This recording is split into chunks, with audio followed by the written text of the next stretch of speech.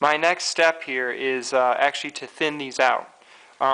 This blank was probably about 3/16 of an inch in width when I started here, which is quite a bit too thick for scales. So what I'm going to do now is sand these down flat and evenly on both sides, and I will get to a point where I have approximately 3/32 of an inch, which is a little bit less than 1/8.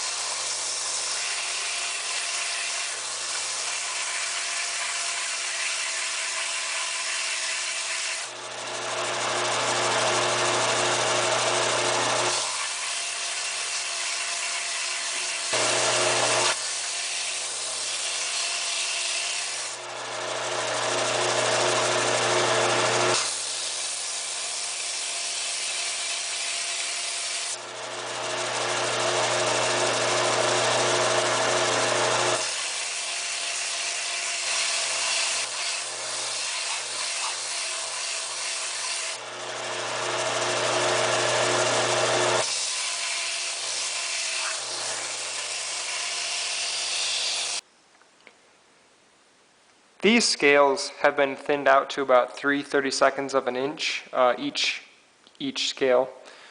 So total they're about 3/16 of an inch. I find that 1/8 is a little bit too thick for scales. Aesthetically, I like them to be a little bit thinner than that. That's really personal preference, though. So my next step here is to begin putting a bevel or rounding off all of the squared edges on this. So I'm still using an 80 grit belt, which means material is going to be moved very quickly. So this will only take a couple minutes for me to hit all the edges. The respirator goes on.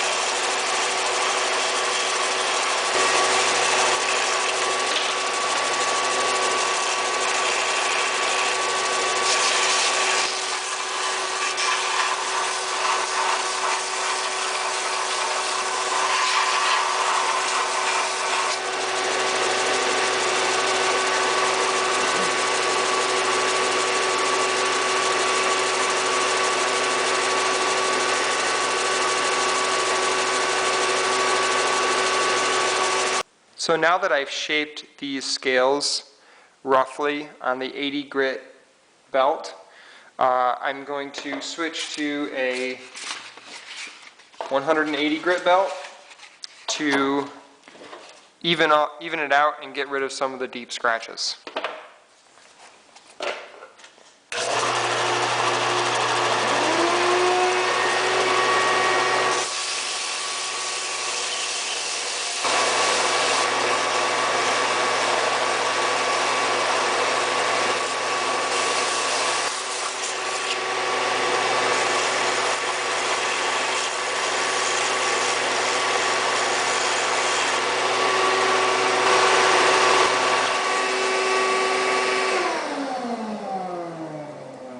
This is just a Harbor Freight belt sander, and it doesn't have a dust collection system. So I usually just take a shop vac and put one of these wide attachments on it, and that catches a lot of the dust that comes off of the belt sander. So if you don't have a dust collection system on your belt sander, this I would say captures about maybe 70% of the dust. So it's still messy though. Coming off the 180 grit belt on the belt sander, I have the general shape of the scales pretty much completed. I'm to the point now where I need to remove all of these scratches, and they are very deep scratches. There are probably still some scratches on here from the 80 grit belt as well. So this now requires a ton of hand sanding, and I will more than likely wet sand this, so I'm not worried about all of the horn dust everywhere. It's just cleaner and it's nicer and easier. I'm going to start at 220 grit, and then I'll move on to 320, 400, 600, 800, and then finally 1500. And then I'll take this to a buffer.